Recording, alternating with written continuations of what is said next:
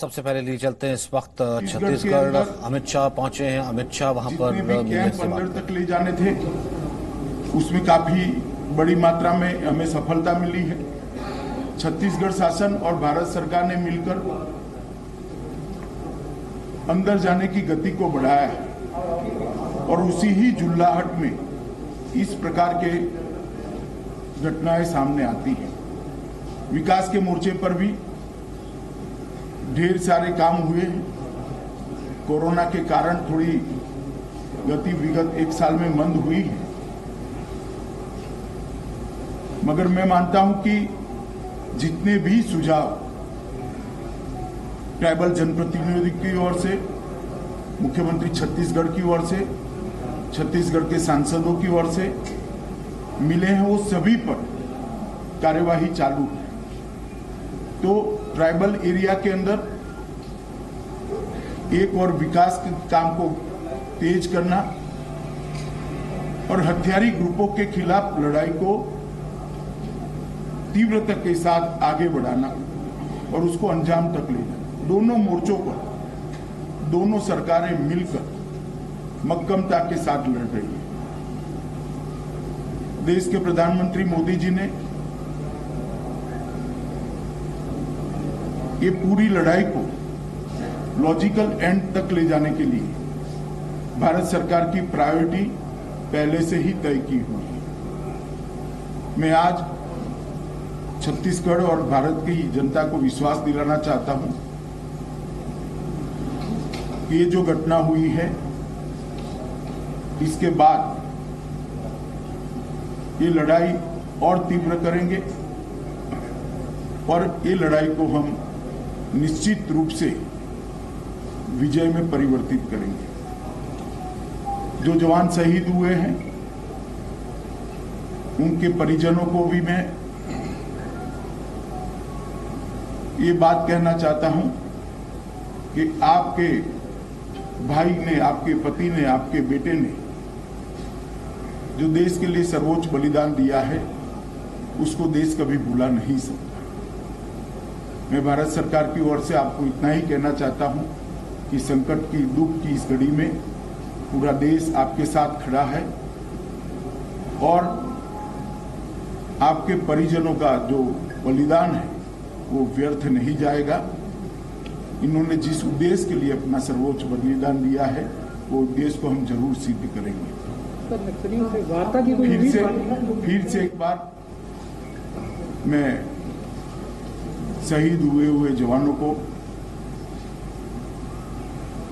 श्रद्धांजलि देना चाहता हूं और उनका सर्वोच्च बलिदान जो है वो व्यर्थ नहीं जाएगा, इसके लिए मैं देश को विश्वास दिलाता हूं। हवाई हमला भी सर, नक्सलियों से वार्ता की कोई उम्मीद बाकी है?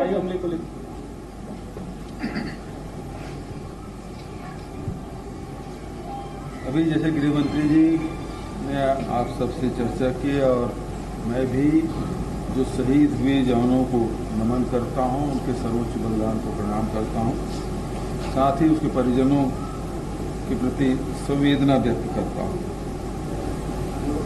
परसों की जो घटना है तो निश्चित रूप से पूरे प्रदेश को, देश को झकझोरा है, लेकिन ये भी मैं कहना चाहूँगा कि हमारे जवानों ने बहुत ही साहस का परिचय देते हुए नक्सलियों का मुंहतोड़ जवाब दिया है। जबरदस्त ये मुठभेड़ मैं नहीं कहूँगा, बल्कि एक युद्ध की स्थिति थी जिसमें 4 घंटा तक के लगातार हमारे जवान लड़ते रहे, जिसमें डीआरजी के, एसटीएफ के, कोबरा के और सीआरपीएफ के जवान शहीद हुए, घायल भी हुए हैं। और पहली बार ऐसा हुआ है कि नक्सलियों की जो नक्सली मारे गए उसके लाश भी लाए और उसके हथियार भी लाए। ये भी आपने देखा कि मीनपा की घटना भी हम आगे बढ़ के उनके साथ लड़ाई लड़े और उनको भी क्षति पहुंचाए। लगभग 26 नक्सली उस समय मारे गए थे। इस समय भी बड़ी संख्या में नक्सलियों की मारे जाने की सूचना है। 4 ट्रैक्टर में वो लाशें और घायलों को ले गए हैं, ये भी जानकारी है। कुछ दिनों में वो संख्या भी सामने आ जाएगा, 2-4 दिन में तो नक्सलियों को भारी क्षति इसमें हुई है। और ये वो एरिया है जिसमें जो उनका गढ़ कहा जाता है, उनका केंद्र कहा जाता है, और वहाँ हमारे लगातार कैंप खुल रहे हैं। मिनिमम पिछले समय घटना घटी, पिछले साल घटना घटी थी, आज हमारे कैंप खुल गए, दर्रेम में हमारे कैंप खुल गए। तो इस प्रकार लगातार बढ़ते जा रहे हैं और इनकी बखलाहट है जिसके कारण से ये घटना घटी है। और बहुत जल्दी वहाँ और कैंप खुलेंगे जिससे जो माड़ के एरिया है उससे वो कट ऑफ हो जाएंगे। बीजापुर के इलाका जो नेशनल पार्क है उससे कट ऑफ होगा, तो वो बहुत सीमित दायरे में अब सिमट गए हैं। और भारत सरकार की तरफ से भी और राज्य सरकार की तरफ से भी जो विकास के कार्य हैं उस पर गति लाने का आवश्यकता है, खासकर सड़कें हैं और जो टेलीफोन की कनेक्टिविटी है और रोजगार के काम है, इसमें हम लोगों को तेजी लाने की आवश्यकता है। और इस दिशा में अभी बातचीत भी हुई है और सार्थक बातचीत हुई है, और केंद्र के बल और राज्य के बल के जो दोनों अधिकारी हैं उनके बीच में यहाँ पर समन्वय भी है और संयुक्त रूप से ऑपरेशन भी हुआ है और आगे भी इस प्रकार से होगा। आज केंद्रीय मंत्री यहाँ पर है और नक्सली समस्या लगातार बढ़ते जा रही है। जो अभी जो बैठक हुई है उस बैठक में आप पूरा विश्वास है कि केंद्र से आप जो सहयोग मांग रहे हैं वो सहयोग मिलेगा? बिल्कुल समन्वय है और हम लोग अपनी डिमांड रखे हैं, और जैसे जिस प्रकार से गृह मंत्री जी ने बताया कि ये कोरोना काल के कारण से कुछ विलम्ब हुआ है, मुझे पूरा विश्वास है कि हम लोग जो डिमांड किए हैं वो पूरा होगा। घटना को देखकर लग रहा है कि तो इस वक्त आप देख रहे थे भूपेश बघेल, लेकिन उससे पहले गृह मंत्री जो कि खुद मुखातिब हुए मीडिया से, उनका कहना है कि फिलहाल मैं उन परिवारों को यकीन दिलाना चाहता हूं जिनके अपने इस नक्सल अटैक में मारे गए हैं, शहीद हुए हैं, कि उनकी कुर्बानी व्यर्थ नहीं जाएगी।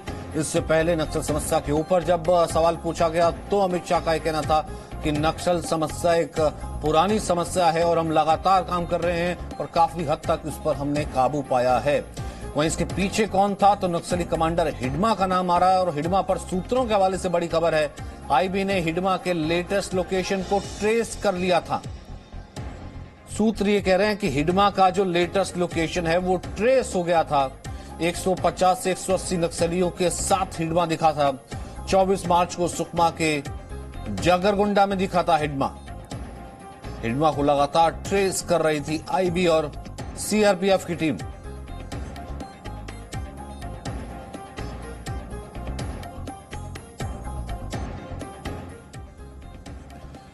ये हिडमा है जो कि एक बड़ा नक्सली है जिसके ऊपर इनाम भी घोषित है, वो इस हमले के पीछे बताया जा रहा है। बीजापुर हमले का ये मास्टरमाइंड कहा जा रहा है हिडमा, और इसकी लोकेशन को ट्रेस कर लिया था। आईबी और सीआरपीएफ की स्पेशल टीम एक बार फिर से जुट गई है। हिडमा को पकड़ने के लिए लोकेशन ट्रेस कर ली गई है। 24 मार्च को सुकमा के जगरगुंडा में देखा गया था। 24 मार्च को सुकमा और जूनागढ़ गांव के पास जंगलों में वो छिपा हुआ था। हिडमा 150 से 180 नक्सलियों के साथ देखा गया था। मनीष हमारे साथ मौजूद हैं। मनीष, हिडमा कौन है? हिडमा क्या जानकारी? हालांकि आपने एक रिपोर्ट में बताया भी था। दूसरा ये कि इस हमले के पीछे हिडमा का माइंड या हिडमा का प्लान क्या था? एजेंसीज क्या कर रही हैं? देखिए सचिन, अगर आप देखेंगे तो छत्तीसगढ़ या झारखंड या उड़ीसा, इन स्टेट्स में नक्सलियों की खुद की आर्मी है जिसको हम पीएलजीए बोलते हैं, इनकी अपनी बटालियन है। और पीएलजीए की बटालियन 1 जिसका हिडमा हेड है, और इस बटालियन में उसके करीब 150 से 200 के बीच नक्सली, हार्डकोर नक्सली हैं जो बड़े अटैक को अंजाम देते हैं। और जब भी फोर्सेस पे कोई बड़ा अटैक होता है, चाहे आप दंतेवाड़ा की बात करें या बीजापुर में इससे पहले जो अटैक हुए या अभी जो कल अटैक हुए, इस सब के पीछे यही जो बटालियन है ये अंजाम देती है। और पिछले 3-4 सालों में इन हमले का जो मास्टरमाइंड जो सबसे बड़ा सामने आया है वो हिडमा है, जिसके ऊपर 25 लाख रुपए का इनाम डिक्लेयर किया गया। और आप अंदाजा लगा सकते हैं कि इसको किस तरीके से तलाशा जा रहा है। अगर मैं आपको 1 महीने पहले की बात करूं सचिन, तो सीआरपीएफ के मैं कई सीनियर ऑफिसर से मुलाकात मैंने की थी, और उस दौरान यही एक स्ट्रेटजी बन रही थी कि उनको हिडमा को इस साल घेरना है, पकड़ना है, मारना है, चाहे जैसी भी स्थिति है, क्योंकि सबसे एक्सपीरियंस नक्सल, सबसे खतरनाक गुट उसकी बटालियन 1, और इसको ट्रेस लगातार आईबी और सीआरपीएफ की टीम कर रही थी। और इसीलिए अगर आप देखें तो करीब 2000 की संख्या में अलग अलग जगहों पर बड़ी संख्या में जो डीआरजी और सीआरपीएफ की टीम जंगलों में गई हुई थी। और चूंकि जंगल की लड़ाई है, नक्सलियों का खुद का भी अपना इंटेलिजेंस है, और वो भी जो हिडमा है वो भी प्लान कर रहा था कि किस तरीके से कहीं वो अटैक करे फोर्सेस पे जहां उनकी संख्या कम हो या फोर्सेस लौट रही हो। और यही हुआ, जब फोर्सेस लौट रही थी बीजापुर के खास जगह पे, वहां पर एक घात लगा करके हमला किया गया। हालांकि रिपोर्ट से भी आ रही है कि इसकी प्रैक्टिस भी की थी हिडमा ने, और एक एक लोकेशन पे किस तरीके से अटैक करना, इसकी पूरी तैयारी की गई थी। तो अब जैसा कि गृह मंत्री अमित शाह ये कह रहे हैं कि और ज्यादा लड़ाई तेज की जाएगी, लेकिन कहना और वाकई जंगल की लड़ाई में बहुत डिफरेंट है। कश्मीर की तरह नहीं है कि जहां आप आइडेंटिफाई कर लेते हैं कि पर्टिकुलर घर के अंदर कोई टेररिस्ट छिपा हुआ है, घर को घेर लिया जाता है। यहां पर आपके जंगलों में आपके बगल से नक्सली गुजर जाएंगे, कई बार आपको एहसास नहीं होता, पता नहीं होता, और वहां इतना बड़ा इलाका है जंगल का कि उनके लिए मूव करना आसान होता है। और ऐसा भी नहीं होना चाहिए कि खुद की जान का भी खतरा हो तो फोर्सेस को अपना भी ख्याल रखना है।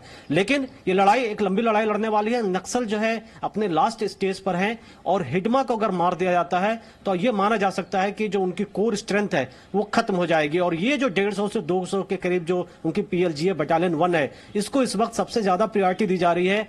चाहे अगर हम बात करें एनटीआरओ की, उनके जो ड्रोन्स हैं, इजरायली ड्रोन्स हैं, वो यूज किए जा रहे हैं। खुद के लोकल इंटेलिजेंस है उसको लगाया गया है। जंगलों में कहीं पे भी कोई भी किसी हरकत दिख रही है उसको नोटिस किया जा रहा है। और यही अगर आप देखें तो 4-5 साल पहले आपको नक्सलियों के मूवमेंट की जानकारी होती नहीं थी। दरअसल जब नक्सली अटैक करते थे तभी पता चलता था, नक्सली मार के चले गए। और अब हम अपर हैंड पर और हम मूवमेंट उनके ट्रेस कर रहे हैं, जो एक अच्छी चीज है।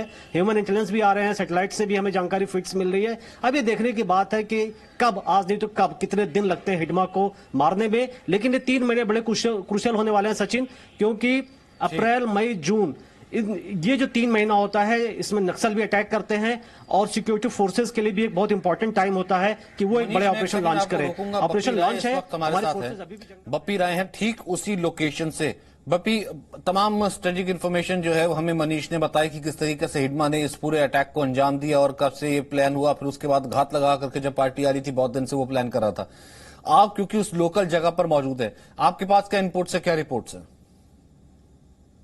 मैं कल मौजूद था उस जगह पे जहाँ पे मुठभेड़ हुई। मैं आपको ये बता दूं, ये मुठभेड़ ना कहे कि इसे युद्ध कहे तो ज्यादा बेहतर रहेगा, क्योंकि युद्ध के लगभग 6 घंटे इस बार उन इलाकों में लगातार गोलीबारी चलती रही, लगातार दोनों तरफ से गोलीबारी चलती रही। अगर जवानों की बात किया जाए, जवान सुरक्षित जगह में नहीं थे। नक्सली पेड़ों के आड़ में, पहाड़ों के आड़ में मौजूद थे, लेकिन जवान जो थे पूरी तरीके से खुले जगह में मौजूद थे। उसके बावजूद जवानों को सुरक्षित जगह नहीं मिलने के बावजूद ही लगातार 6 घंटे उन्होंने लड़ाई किया। किसी तरीके से पीछे हटने की कोशिश नहीं की।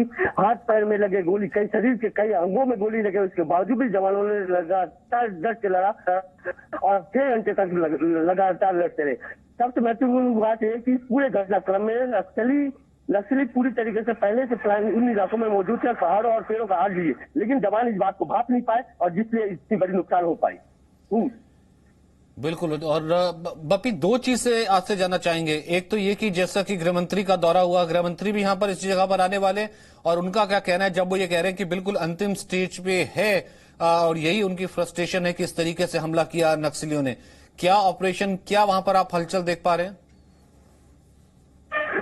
इस बात की तो पूरी तरीके से बात किया जाए कि इस क्षेत्र में अगर नक्सलवाद की जो लड़ाई चल रही है, जनता जिसके साथ रहती है जीत उसकी होती है। और कहीं ना कहीं इन इलाकों में बात किया जाए, जनता बीजापुर सुकमा क्षेत्र में लगातार समर्पण हो रहा है, लगातार नक्सली आत्मसमर्पण कर रहे हैं, तो कहीं ना कहीं नक्सलियों का आधारभूत क्षेत्र है उनकी छीनने की चिंता जा रहा है। और इसी फ्रस्ट्रेशन में नक्सली इस प्रकार की घटना को अंजाम दिया। अभी भी CCOC का समय है, इस समय नक्सली लगातार ऑपरेशन करते हैं। नक्सली इस समय जो गर्मी का जो समय है, इस समय का उपयोग अपने लिए करते हैं। आपको एक बात बताऊं तो कल जो मुठभेड़ हुआ, मुठभेड़ की जगह में 2 महत्वपूर्ण बात थी कि जवान जो लगभग 30 से 40 किलोमीटर पैदल चले थे, जिस कारण पूरी तरीके से थक चुके थे, जंगलों में पूरी तरीके से आग लगा हुआ था, और इतनी भीषण गर्मी में कहीं ना कहीं बहुत ज्यादा थके हुए थे जवान, और इस चीज का भी जो है फायदा नक्सलियों ने उठाया। और इस प्रकार जो इस प्रकार की बड़ी घटना को अंजाम देने में सफल हुई है। लेकिन उसके बावजूद अगर जवान की बात किया जाए, वहाँ पे इतनी भारी तादाद में गोलीबारी चली है जवानों के द्वारा, और ग्रामीणों से जो चर्चा हो रही थी, ग्रामीणों ने भी स्पष्ट तौर से कहा कि कई नक्सलियों के उन क्षेत्रों में मारे जाने की खबर है। बिल्कुल, जैसा कि आपने कहा कि कल हम इसे कहें कि ये युद्ध से कम नहीं था, जब 6-7 घंटे तक ये जो पूरी झड़प है ये चली है। फिर उसके बाद आपने कहा कि जवानों ने जिस तरीके से सामना किया है, और यही अभी एसपी वैद भी कह रहे थे कि सीआरपीएफ हमारी इस तरीके से इक्विप्ड है। एक सवाल और आपसे पूछता हूं, फिर उसके बाद मैं मनीष का रुख करूंगा। इतना बड़ा जो नुकसान हुआ, क्या वो नुकसान के पीछे का कारण जो है उसके बारे में फिलहाल किसी ने कुछ कहा, अधिकारियों ने कुछ कहा? कितना बड़ा नुकसान किया? उन्हें पहले खबर लग चुकी थी कि हमने यहीं इसी जगह से गुजरना, जिसकी वो प्रैक्टिस कर चुका था हिडमा और जो बाकी लोग? एक बात तो तय है कि घटना स्थल में हिडमा मौजूद है, नक्सली कमांडर हिडमा मौजूद है। इस बात की जानकारी पुलिस को पता चल गई थी, और जिस कारण इस बड़ी ऑपरेशन में पुलिस को भेजा गया था। लेकिन इस बात की जानकारी नक्सलियों को भी मिल चुकी थी पहले से कि जवान आ रहे हैं। उनके सूचना तंत्र भी कहीं ना कहीं आसपास के जंगलों में मौजूद थे होंगे, जिसने हिडमा को बता दिया होगा कि इस क्षेत्र में भारी तादाद में फोर्स आ रहा है। और हिडमा ने इस इंफॉर्मेशन का लाभ उठाते हुए पहले से एम्बुश लेके बैठा, और ऐसे जगह एम्बुश लेके बैठा जहां पे जवान चारों तरफ के खुले मैदान में था, जिस कारण इतनी बड़ी घटना हुई है। सबसे महत्वपूर्ण बात यह है, चल के आ रही है गाँव से। जी, हमारे साथ बने रहिए, हमारे साथ मनीष भी है, उनका रुख करूंगा। लेकिन इस बीच राहुल गांधी ने, हालांकि उन्हें जवाब भी दिया गया, लेकिन राहुल गांधी ने बीजापुर में नक्सली हमले पर सेना के ऑपरेशन पर सवाल उठाए। कहा कि यह तो खराब और कमजोर ऑपरेशन था। राहुल गांधी ने हमले को खुफिया नाकामी बताया कि it was not a well executed plan. जवानों को इस तरह शहीद तो नहीं दे सकते। हालांकि इसके ऊपर मनीष एसपी वैद ने बहुत सीधे से कहा था कि मैं भी बहुत ऑपरेशंस का पार्ट रहूंगा।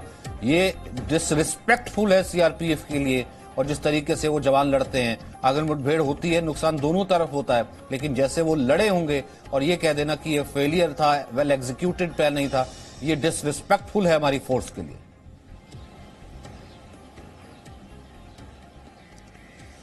जी हाँ, बिल्कुल। देखिए, इस तरीके से एक अपने कमेंट दे देना, ये जानते हुए कि सीआरपीएफ कितनी मेहनती फोर्स है हर फ्रंट पे, चाहे नॉर्थ ईस्ट में इंसर्जेंसी हो, जम्मू कश्मीर में लगातार ऑपरेशन अलाउड चल रहा है, जिसमें आतंकियों को खत्म कर दिया गया है, कुछ ही आतंकी बचे हुए हैं।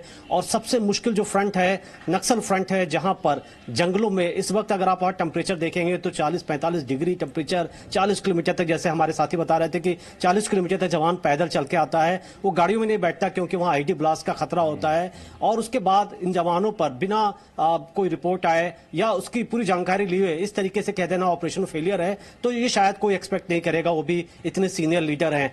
क्योंकि ये लड़ाई सबको मालूम है कि लंबी लड़ाई चलेगी। हमारे देश में 50-60 साल तक जिस तरीके से इन एरिया को इग्नोर किया गया, नक्सलवाद फैला, और अब पिछले 10-12 सालों से अगर आप देखें तो कोशिश हो रही है कि लोगों को मूलभूत सुविधाएं मिले, जो नक्सल की प्रॉब्लम की जड़ है उसको दूर किया जाए, और जो नक्सली हैं जो यहाँ पर वायलेंस कर रहे हैं, जो फोर्सेस के खिलाफ एक उन्होंने युद्ध छेड़ा हुआ है, उनसे निपटा जाए। उन जवानों को सलाम करने का ये वक्त है, क्योंकि जो जवान शहीद हुए हैं ये आम लड़ाई नहीं है।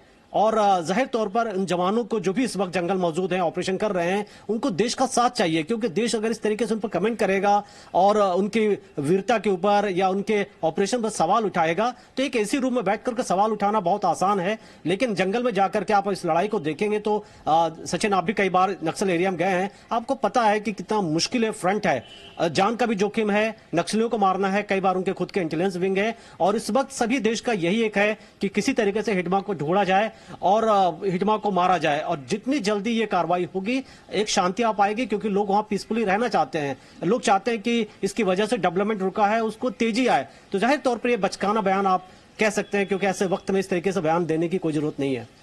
जाहिर सी बात है, जरूरत नहीं है। और तभी लिए एक पूर्व डीजीपी जो कि एसपी वैद है, वो भी नहीं अपने आप को रोक सके कि मैं कभी किसी तरीके के बयानों का, राजनीतिक बयानों का जवाब नहीं देता हूं, लेकिन मुझे जवाब देना पड़ा जिस तरीके से राहुल गांधी ने बयान लिखा है। उसके बाद एक एक करके परिवार वालों का एक तो बुरा हाल है, दूसरा वो लिस्ट भी आ गई है कि उन जवानों की, जो जवान जिन्होंने वो जवान जो शहादत प्राप्त की, जिन्होंने दिलीप कुमार दास इंस्पेक्टर रैंक के, Rajkumar Yadav head constable rank, Bablu Radha constable rank, Samaiya Madhavi constable, Dharmendra Kumar constable थे, SM Krishna constable, R Jagdish constable, Shambhu Rai constable.